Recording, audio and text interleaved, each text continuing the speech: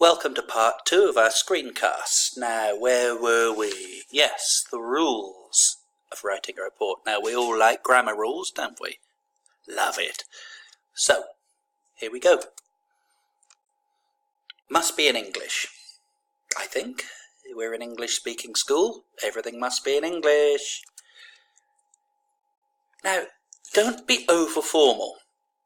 It comes as a surprise to many Indonesian people, but being over-formal in English is not polite. Don't use social media speak, LOL, but be friendly, be less formal. Don't use long words, don't use difficult grammar. You will seem distant and cold, but you'll also make more mistakes. Contractions and phrasal verbs. Contractions are don't, I'm, mustn't. Don't should be do not. I'm should be I am. Mustn't should be must not. Okay? Phrasal verbs. These are two-part verbs that you find in English. Get up, sit down, go away. Cut down should be reduce. Take up should be start. Keep up should be progress at the same speed as the class. Yeah? So, avoid contractions, avoid phrasal verbs.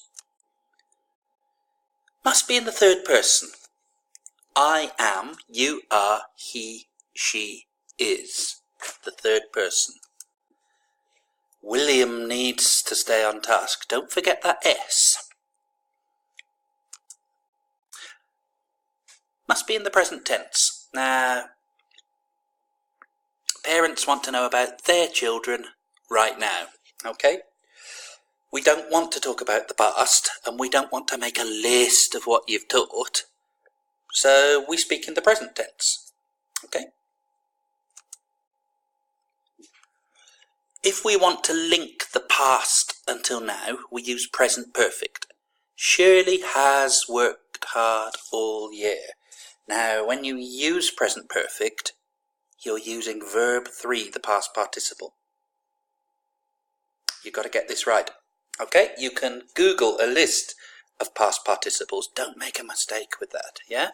Shirley has taken care with her work. Shirley has written lots of creative work this year. Verb 3, present perfect, past participle. Be careful. If you want to talk about Shirley's day-to-day habits, we use the present simple tense. Again, don't forget that S. Shirley performs well in a group. Shirley listens well to instructions. Okay? You only need to use those two tenses all the way through.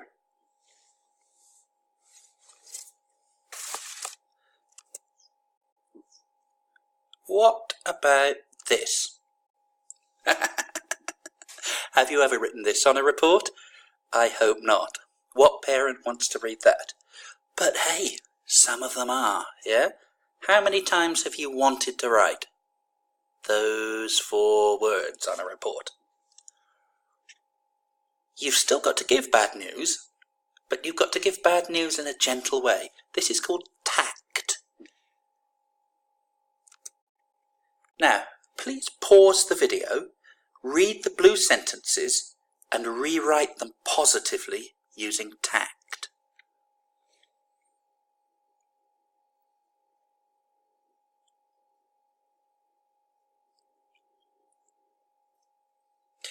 Okay. Just for fun, I've put a handout underneath this screencast of ways of speaking tactfully. It's a bit of a joke. Don't take it too seriously, but it gives you an idea of some of the words perhaps that you can use to give parents the message gently. Now we're going to have a look at some reports that I've written. Now, hey, these reports are not perfect. My class was Speaking and listening skills, English conversation. Now, looking at your notes and thinking about what we've learned in this screencast, what did I get right and what did I get wrong? Think about your own school. Are these reports good for Equal Bright? Okay, so please pause the screencast and write down your ideas. Ready?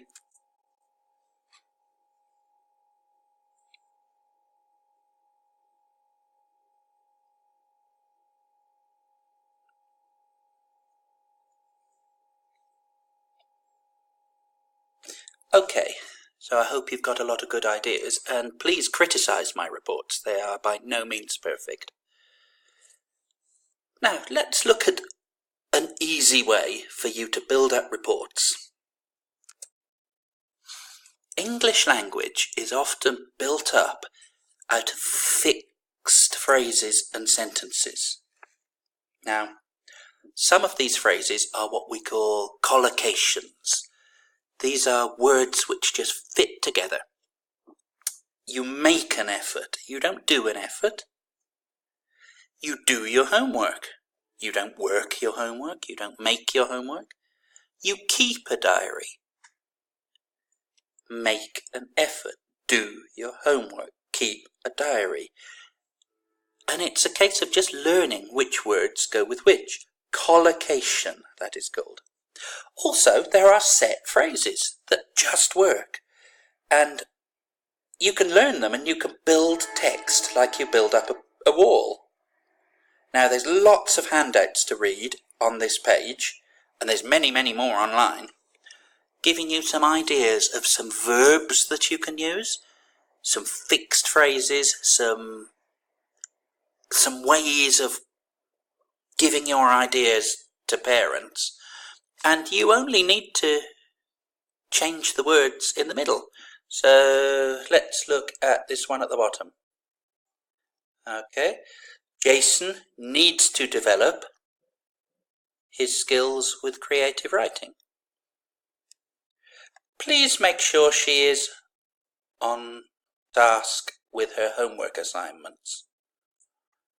Please encourage Shirley to etc., etc. It would be a great help if you could supervise Jason's homework. I look forward to watching her grow. Isn't that a nice one? Okay.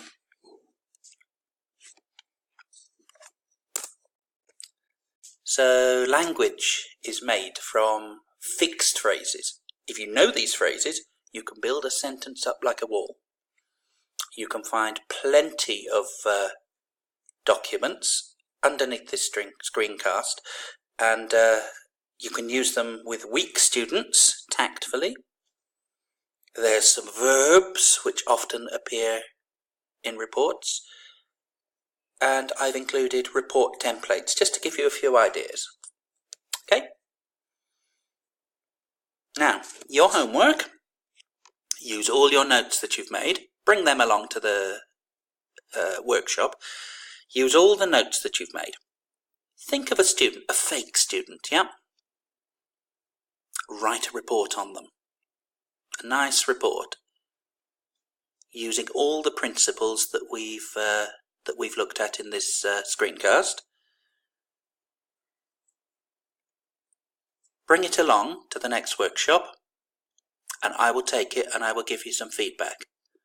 Now, you don't need to put your name, so don't worry that we're going to read your mistakes and go, oh, you can't write English. Well, this is formative. This is to improve you, yeah? We're going to try and help you, but you don't have to write your name on the report. Think of a password. Yellow or elephant or something, yeah? Write it on the top so that you know who you are, and it will be anonymous. So, please make sure you write that report for me in time for the next session. If you've got any questions, you can contact me through the website, or my email address is timsplanet@gmail.com. Okay, I hope you find this useful. and I'll look forward to seeing you next time. Bye.